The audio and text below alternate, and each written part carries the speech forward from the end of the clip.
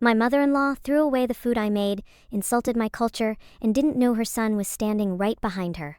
I treated my mother-in-law like my own mom, even when she treated me like I was never good enough. She didn't like that I came from a different ethnicity. She said I was too different, that I didn't belong in their family. But I stayed respectful, changed how I dressed, followed her traditions, cooked her favorite meals, all to win her over. And whenever I cooked one of her favorite dishes, she'd show up the next time with the exact same meal, acting like she could do it better. Sometimes it tasted awful, but I still smiled and ate every bite because I didn't want to seem ungrateful, even though I hated it. One time early on, she was visiting and saw our wedding photo, me in my traditional dress, standing with her son. She smiled and said, "It's cute that you guys did your thing. I just hope you take a more classic approach when you have kids." I told my husband it bothered me. He just said, "She's old-fashioned. Don't overthink it." So I let it go. I kept letting things go. There were so many little things, rude comments, fake smiles, and insults she made on purpose. I noticed every single one, but I kept telling myself, she'll come around, just keep the peace, until the night she crossed the line. We had invited some of my husband's family over for dinner. I made a dish from my culture, something close to my heart. It wasn't just any recipe. A few guests had actually asked me to make it again after trying it once before. That meant everything to me. As I was setting the table, she walked into the kitchen, picked up a full bottle of hot sauce, and without saying a word, poured the entire thing into the pot. Then she grabbed random spices and sauces from the counter and dumped them in too.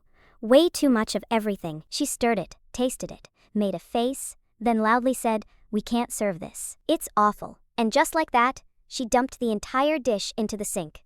I stood there completely frozen. My mouth opened, but nothing came out. I could feel my eyes tearing up. Then she looked me dead in the eye and said, "Maybe next time, just cook normal food. Stop forcing your stuff on my family." I've dealt with ignorance before. I faced racism in ways I don't even talk about. But hearing that from someone I tried so hard to love, someone I called family, I had never felt that kind of heartbreak. And in that moment, when I felt like a part of me had just given up, her son, my husband, who we didn't even realize was standing there the whole time, spoke up.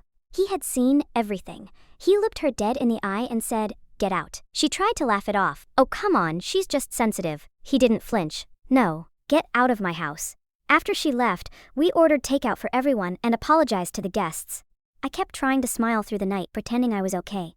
But a few people saw right through it.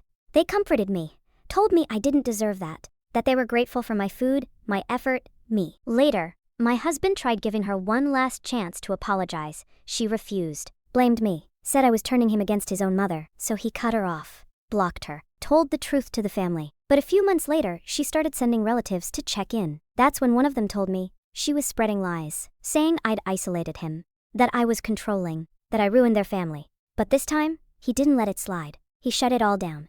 And says, if they believe her, they don't belong in our lives either. Now we're free. We're expecting a baby girl, and I've been decorating her nursery with colors I love, details from my culture, little things that make me feel like me. No judgment, no criticism, no walking on eggshells. And now, I tell my husband, you can go see her alone if you want, but he always says I don't want any more toxicity in my life. I'm finally free of it.